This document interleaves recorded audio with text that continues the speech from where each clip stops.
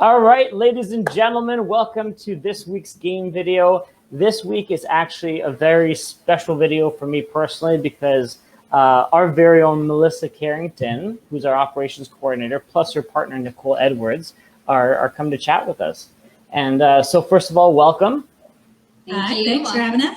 Yeah, I'm super excited. I think I personally think that this conversation is gonna go a long way for a lot of the people who have, thought about getting into investing, have been maybe a little bit too nervous to get into it, So you guys, first and foremost, I really want to commend you guys. It's a big first step. How do you guys feel? Feel pretty good, actually. Yeah, I mean, I'm ready to be through the first one and start the second one, to be honest. Yes. Very cool. Very cool. Want to get into it and get it done, kind of thing. Excellent. So I'd like to give you guys the floor just very quickly. Can you please give us a quick history, a quick background on who you guys are and what you came from, what kind of education, that kind of thing. Just a very quick Cole's Notes. Okay. Do you want to go first? Sure. Okay. So I am a veterinary technologist turned into medical laboratory assistant. I decided that it'd be a financial change for me to move from one position to the next. And this is just the next level up to kind of aid in my ability to kind of live a better life for myself and to be able to support myself and potentially a family at some point. I own my own house and my mortgage is almost paid off. So I was like, well, why not get my toes a little wet in the realty and kind of keep going. And Melissa was my into that. So I thank her for being my friend. Yeah. Jumping in with me. Sure. So I'm the operations coordinator for PAL Property Solutions, which is and I've been in administration and customer service and all that for about 15 years. So that's a little bit of my background. I actually went to school for graphic design, and I do that a little bit for us, but it's not something that I do too often. Yeah, we put that to use quite often. And we're not ashamed of it. Here, but not as a profession. So I decided, actually, when I met with Alex originally, when we were looking at, when I was being interviewed, this was always something that I wanted to get into. So I thought it was a great opportunity to kind of learn from people who are already doing it and kind of get my toes wet. So here we are. Both jumping together. Yeah. That's what it's all about. That's what it's all about. It's the scariest part in investing is, in my opinion, the first deal. When I first bought my first property, I was so nervous. I was almost wanted to throw up. It was terrible. But I also was surrounded by people who were saying, don't do this. Don't do this. This is the worst thing ever. So talk to me a little bit about, obviously, Melissa, you joined our ranks and kind of the initial process even. And I want to talk a little bit about our 401s that we kind of do. What was that like? Kind of what was that shove? And what finally broke the seal? So you're like, okay, I got to do this. So we do our 411s every month. And we were doing the first one of January. And just to give everyone a quick update, 411 is a goal setting sheet that we do every month. And it has your yearly goals that break down to your monthly goals that break down to 4 weeks of the month. So it's called your 411. Just carry on. So they're in different aspects. So you have your job, your business, your personal, and then I forget right now what it is. It's fitness. Health and fitness, yes. Yeah. I actually have it right here beside me. We always keep them on hand so we can follow them. And the one thing for myself was I really wanted to dive into it, but in January I was I don't know how I'm going to do it. I don't have enough money. I don't have enough, I don't even know where I would begin. So I was very hesitant to even put it on there. But when I was talking with Alex, he was like, nah, throw it on. And I was like, but I don't know, I don't think it's feasible for me to do that. I don't want to put something down that's not obtainable. And I put it down and it's as soon as I wrote it down, the laws of attraction kind of just made it happen. I think it was 2 weeks later, I was sitting with Nikki and she was like, I could do this. I would want to do this. And I was like, what? So crazy how it works, isn't it? When you write your goals down. Lucky partner. There you go. There you go. And so Nikki, actually, it's been so nice to see you at our Investors Network events, and you've come to a few of them as well. You've been to a number of GHAIN meetings, and like obviously talking with Melissa through your guys' socializing or whatever. Like, what was it that really pitched you on it? What was it that really got you motivated to say, you know what, I can do this? Well, honestly, I've always been a person who strives a little bit higher, and I'm always very financially responsible. So I always have that kind of extra, that buffer, so that I was able to kind of say, yeah, you know what, I could probably do this. I can handle this. I can manage this. And I tend to be very thrifty with things. So when Melissa would talk about it, I mean, prior to even us deciding that we were going to do this, she would mention it every once in a while. She'd kind of give the nudge, and I'd be like, I don't know. But, after a while, I was like, you know what? I'm not really doing anything with my money anyways. It just sits in an RSP or a TFSA or in a checkings account, and it's not really incurring anything. It's not gaining me anything. It's not doing anything for me. So why not do something that's going to continually give me something back? Whereas realty, it's always going up. It's never really a big punch, you know what I mean? Like, you're always going to gain something from it, and I'm never going to lose too much from it. So it's worth that jump, just like investing into stocks or anything like that. You're putting large sums of money somewhere. Might be something that I can visibly see. I can see the growth. I can see the money coming in. I can see the people that live there that, we work so hard in this house, and somebody enjoying that as well.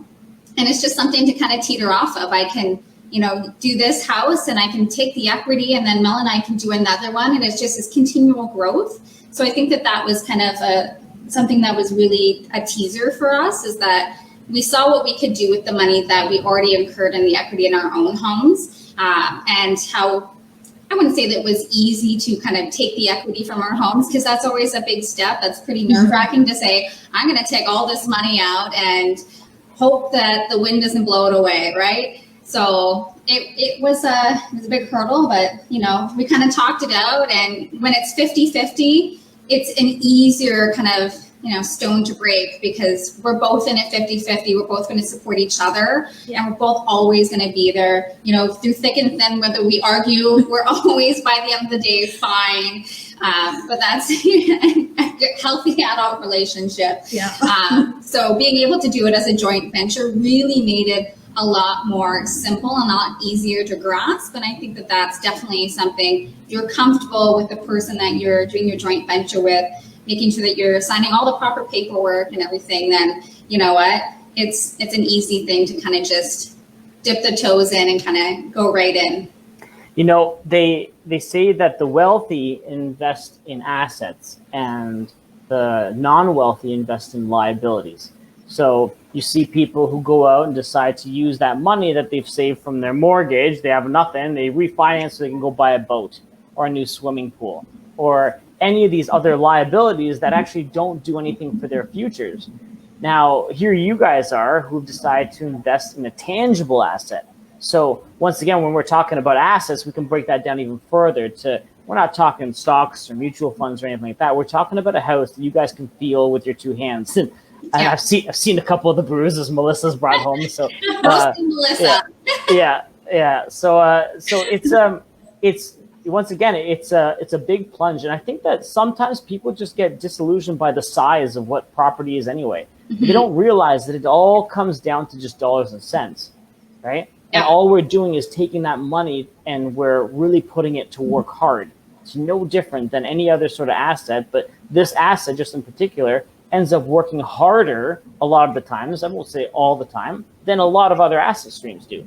So case in point, you had mentioned there that you guys had both been you guys had both bought properties already, you both live in your own houses, and over time you guys have seen what's happened with those houses. So do you mind if I ask, what did you buy your house for, both of you guys, your initial principal residence, and what's it worth now?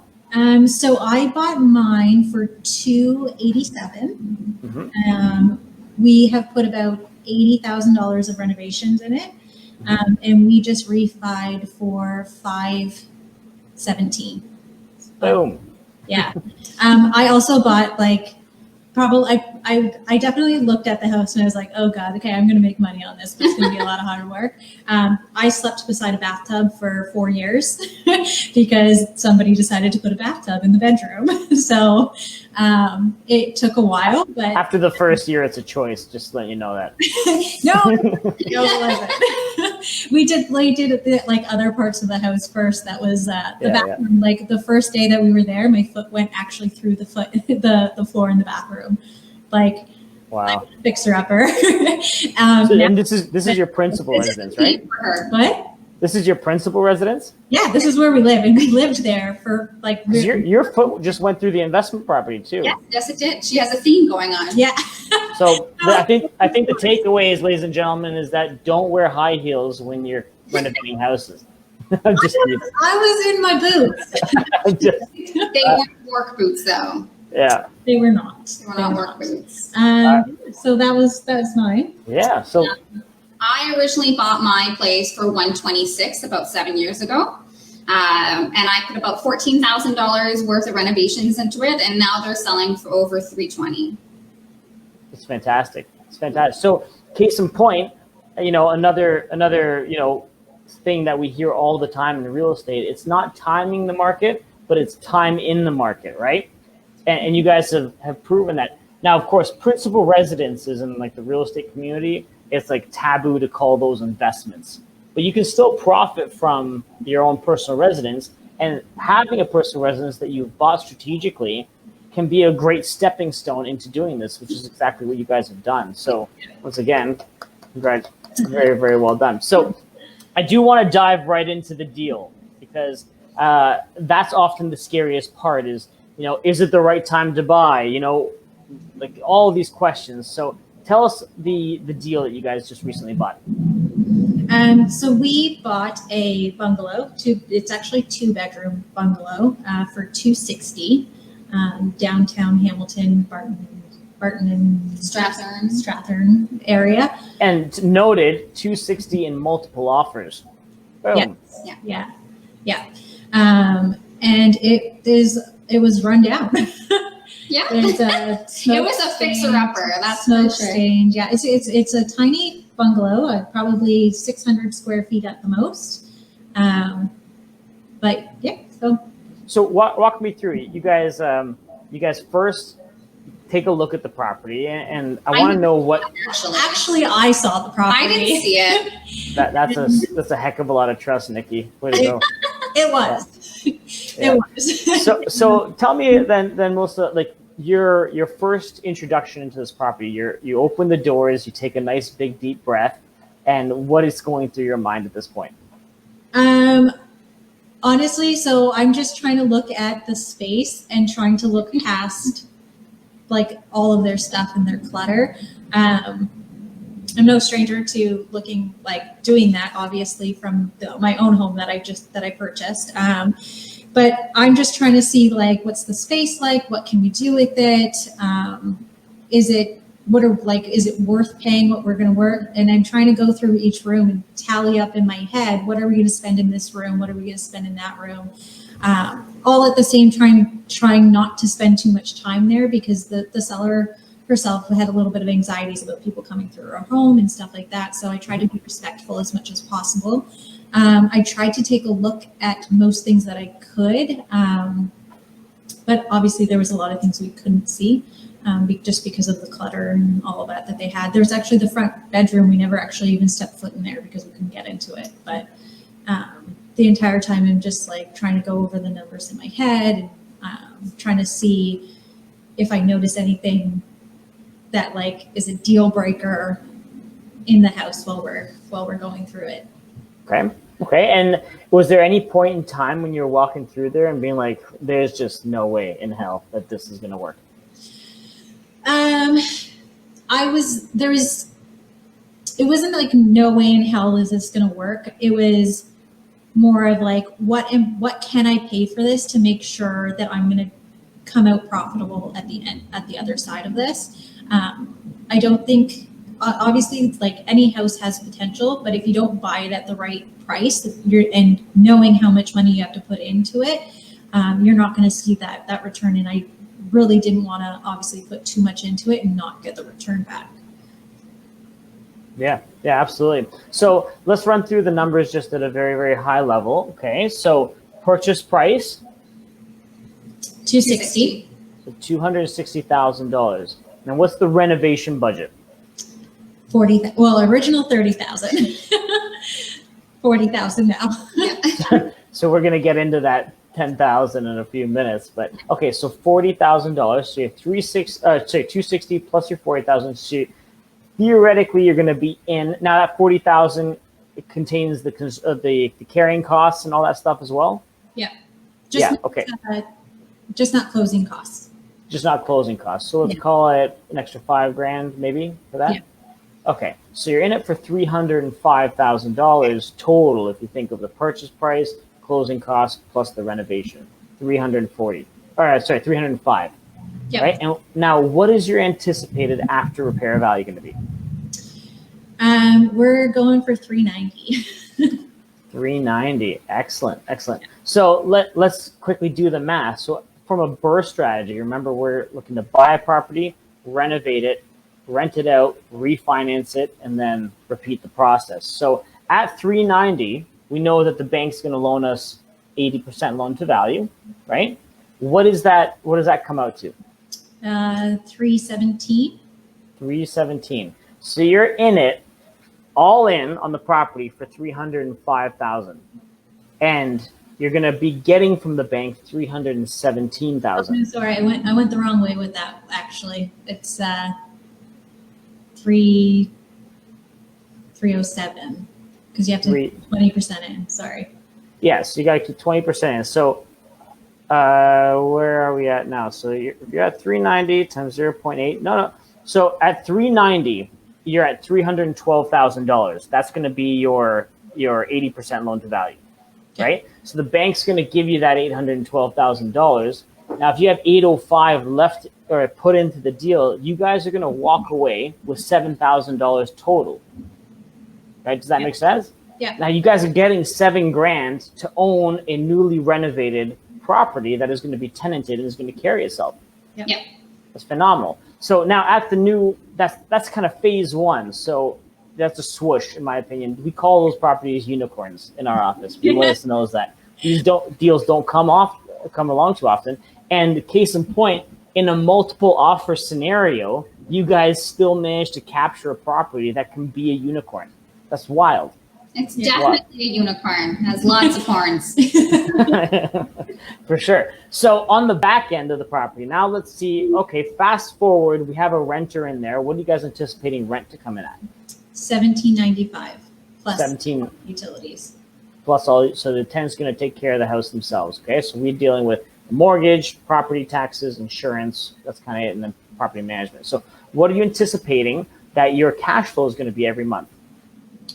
The mortgage payment on that should be about $1,400, so $300. $300. Awesome. You guys going to self-manage the property? Yes. Yes. Awesome. And so, ladies and gentlemen, if you take a look at this, first-time investors, Melissa and Nicole, just bought a property that they're going to get paid $7,000 for once it's all done. And after it's done, they will make $300 every single month for the longevity of the property. Now, at a 30-year mortgage, after 30 years, now you'll make all that money coming in on a monthly basis. It's like cash for life. It's fantastic, right? But by the time that happens, you guys will probably have like 50 or 60 properties, right? That's the goal. Yeah. Keep going. Perfect. Okay, so I'd like to talk a little bit about the unknowns, because I think that's a lot of the times what new investors are a little bit afraid of, is they go into these deals, they're not really sure on what things are going to cost, what they're going to take. Now, one benefit, obviously, is that you guys have your own houses, so you guys understand kind of what the bill payment process is like. Yeah. So it's not just like paying rent to a landlord. If some crap hits the fan, you guys got to fix it, right? Yeah. So, so talk to me a little bit about that. There was a few things that we kind of came in contact with that we weren't quite expecting in our original budget. Although on my end, I think that when we did our original budget, I like to aim on the high end Mel kind of wanted to nah, we don't need to put that in there. And I'm like, no, we do. So on the positive side, I upped our budget. She overestimated everything, but we also did not account for something, so it ended up eating it out a little. Yeah, so we were kind of okay for, a short period of time. We run into a few issues. So our biggest thing was that we needed to replumb the house because there was galvanized steel. So we definitely wanted to make sure that the water was safe for drinking and that there weren't going to be any potential leaks. So once we figured that out, then we realized that the main stem needed to be redone as well. So that was an additional cost. So we had the exterior water plumbing done, interior. Then we ran into some waterproofing issues that we weren't expecting as well. Because again, we couldn't see the basement. We went down there, but it was cluttered. You couldn't tell anything. There was no lights down there either. So you had your phone looking at things. And there was water. It was under the sink or under the tub and under the toilet, and they gave this little excuse for it. And I'm like, I think there's a leak somewhere. I don't know about that. Their tub should not leak. So what's that water dripping there? Nothing. Yeah, what's this puddle? They said it was from the hose that was improperly hooked up. But yeah. It's just the plumbing just wasn't connected. The glue just doesn't stick anymore. So we had that, and then we had issues with knob and tube. So which I originally expected, Mel did not expect. Oh, I didn't see any, so I didn't expect it. But I also didn't expect that we didn't actually check the amp service coming into the house, and there was only 60 amps coming into the house, so we had to upgrade that as well to standard 100 amps. You guys aren't even done the list yet, but if I can pause you, this already sounds like to the average person, I'd be like, holy shit. Like you have to do interior water. You got to do all this stuff. Mm-hmm. And this, so, okay, keep going. I just wanted to make a point of that. So we had the plumbing, the waterproofing, we had the electrical. All those in total is going to give us a better house anyway. So when those issues came up, Mel, I went to overly concerned as a small house. We knew it needed to be done. And if we were going to renovate the house for security reasons, we both felt it was necessary to spend the extra cash. And we felt, what, if $4,000 beats us, what are we doing at this point? So we definitely both were we're pretty chill people. So those didn't come too much of an issue. The other issue we came into was that our front porch did not have any waterproofing, and it did not have a cement pour. It was just plywood deck boards in our basement. So that was a fun one to find out as well. Yes. It was fun when I fell through the front porch and my legs were dangling in the basement. I had to pick her up. We got a nice little group message on our team chat, and it was just a picture of Melissa's bruise, which is like the size of a watermelon. Yeah. So that was fun. I was very thankful that none of the neighbors saw me, so that was great. That we know. And there was also the squirrels. The squirrels, we had some residents in our roof. Had to evict those ones. Of course, that was my job. She's the vet tech, so it's up I can go in the attic. So that was something that was unexpected as well. So how does it work? What's your kind of reaction when you come up to these issues? Because we all deal with them. We have contingencies in our projects for a reason, because there's been times where I've been with Ken Beacon Dam, and we're measuring up a house, and we're literally hands on the ceiling, walking over mountains of junk to try and get the laser to actually go through so we can get a decent measurement.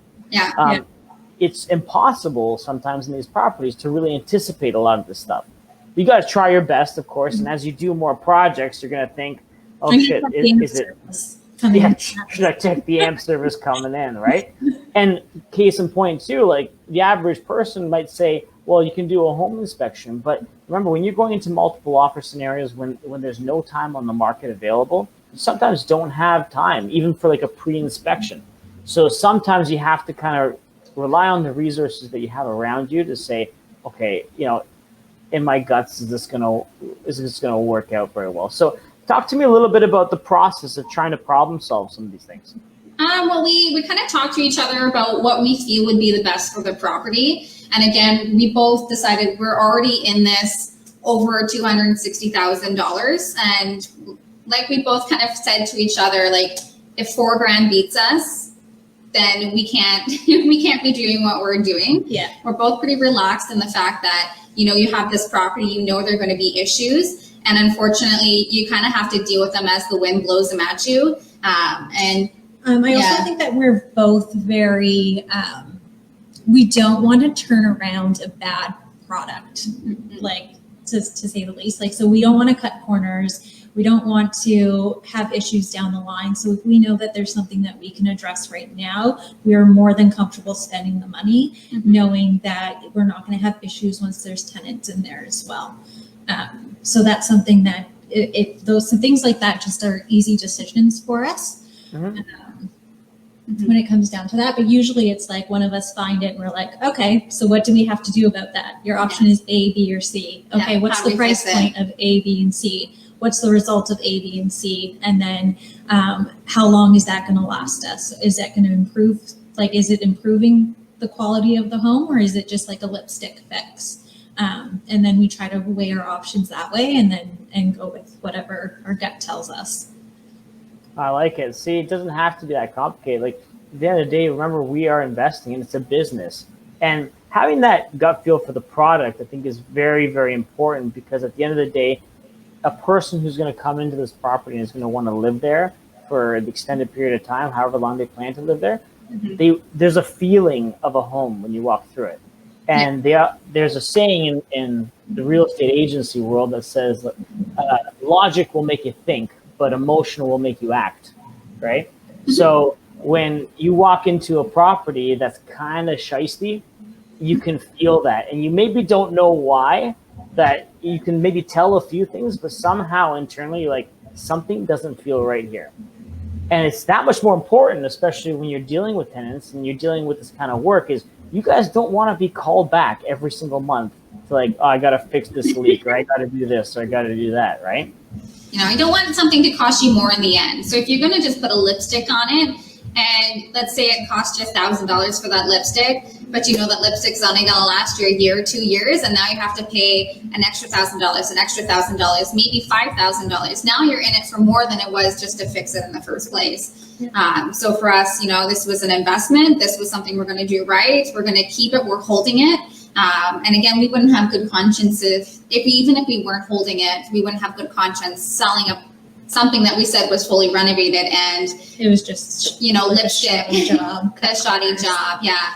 So we want to make sure everything is done properly. We'll do anything that we can ourselves, but anything that is of major consequence, like electrical, plumbing, things like that, we'll definitely outsource that to the professionals, because we want it to be safe. And on that point, do you guys, so for those of you guys who don't know, you two have been doing the majority of the renovations. I think Jar might be helping you out as well here and there, right? Yeah, he's very supportive on the home front. He put a little comment here saying that Melissa is a looker. So you can tell he's watching you right now. But how's it going, Jar? So we do have 2 children, and obviously somebody always has to be home with the kids. It's not safe to bring them there. It's a construction site. So I have more flexibility to be able to go to the site and be able to actually do the work. So he's been taking more of the home front on, because he's like, that's where, he has the flexibility. So I haven't been able to worry about anything at home. He takes that on and I can just concentrate on getting this project done. Yeah. So yep. And he makes the best TikTok videos. He does. Is it Penguin Dad? Follow Penguin Dad. Yes. Yeah. All right. Awesome. So I want to fast forward the feelings here too, because once again, Melissa, you just mentioned you have 2 young daughters. And Nikki, I know that a family's likely in the plans in the future one of these days, right? Hopefully. What do you guys think that this property is going to do for you guys and your families? I think that it's definitely, like I said, a big stepping stone for us to financially support ourselves and our families, and to kind of give us that push that we need to secure ourselves for our future. And I think that that's really important, that, we both kind of support each other on that, so that we both can reach our goals together, because it is a team. So I think that, I have 2 kids, so ideally I would have a property for each of their college education fund if they choose to go to school, whatever they choose to do. I would be able to afford that without having to worry, where am I finding this money? Where am I getting it from?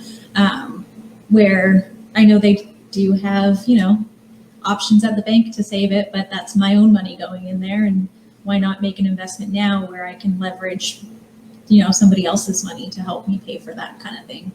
Sure.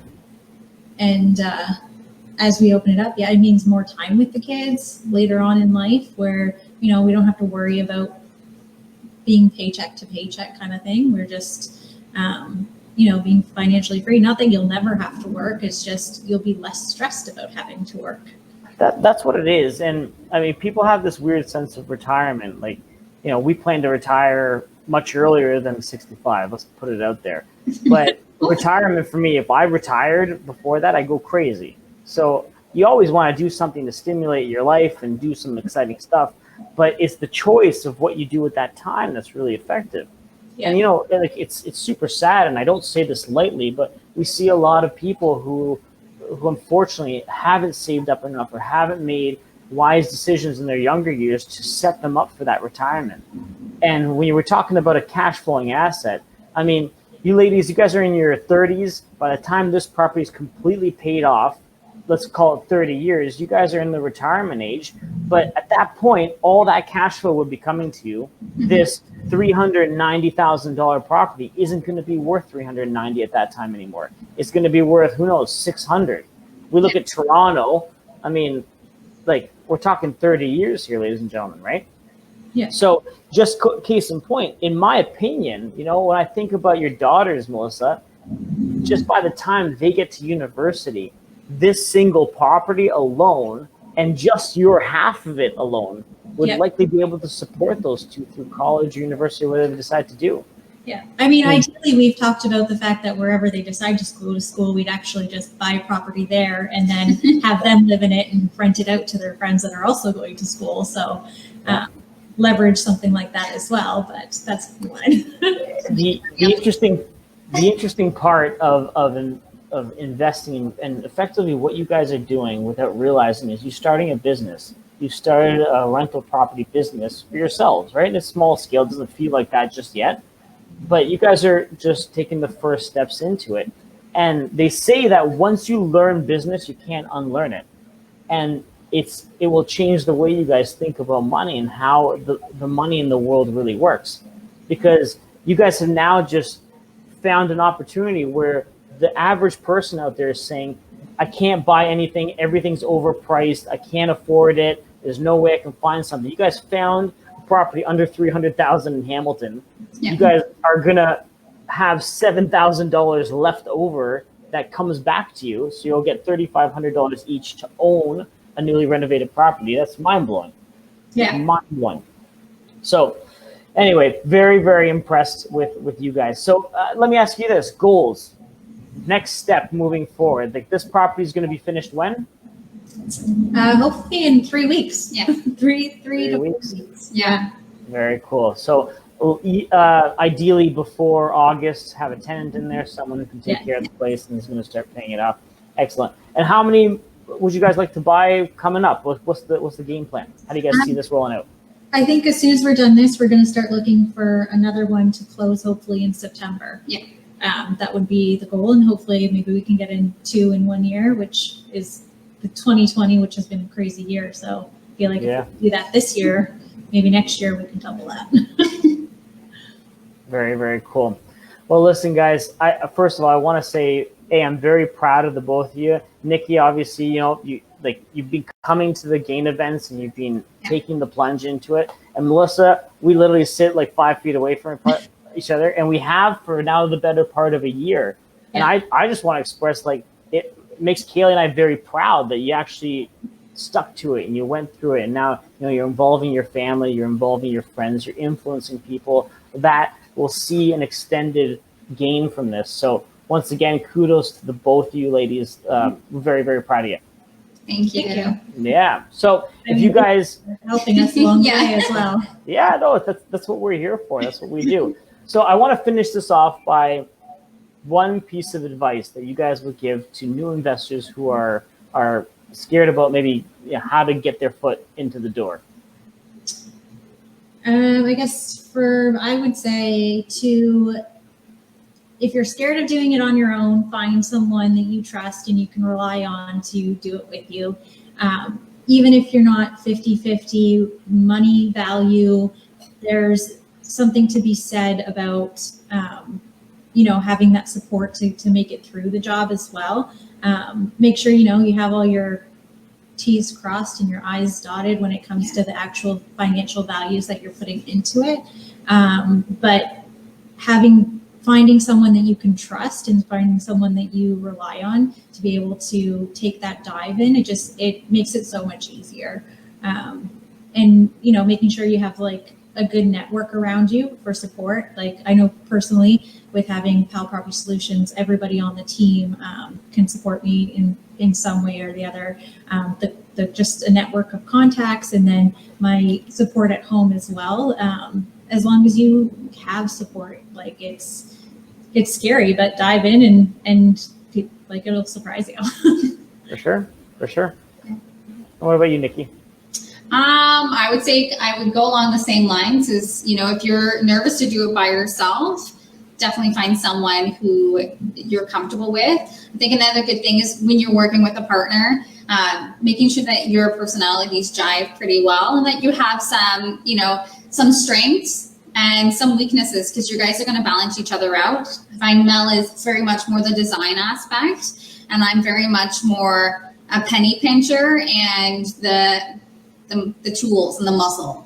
So CCM jacked. Don't work out. I'm just saying. I don't know. It's just one of those things where, we both have our strengths, we both have our weaknesses, we both know, that we're going to butt heads every once in a while, but at the end of the day, we argue and then we go and sit on her porch and in the backyard. So, making sure you're with someone, that you can help you in some ways when you're struggling and to, take you down a notch when you're just, you're up here and you can't come down. And I think that's, you got to have that drive with that person. Otherwise, if you're both going on the same wavelength, I don't think that you're going to see those other issues that someone else might see. That other aspect, that other view that someone else might see, what might change how you maneuver around something. So I think that's good to have someone from like a different perspective. It's always good. I would also like to say, if you're thinking about it and you're hesitant, if you just keep putting it off, you're never going to do it. So you don't say. Dive right in. Yeah. And get it over with, and then you'll be itching for your next one. That's it's so funny. There's this Mark Loeffler on one of our things said, he said, every time I bought a property, I'm like, oh crap, I'm overpaying for this property. And then 5 years later, everyone's coming up to him and be like, you are a genius. How did you even know? And he's like, holy shit, I've been investing for 20 some odd years now, and it's the same shit every time. People are just so amazed that I'm a genius. And he says, you got to go through it. You got to take the plunge.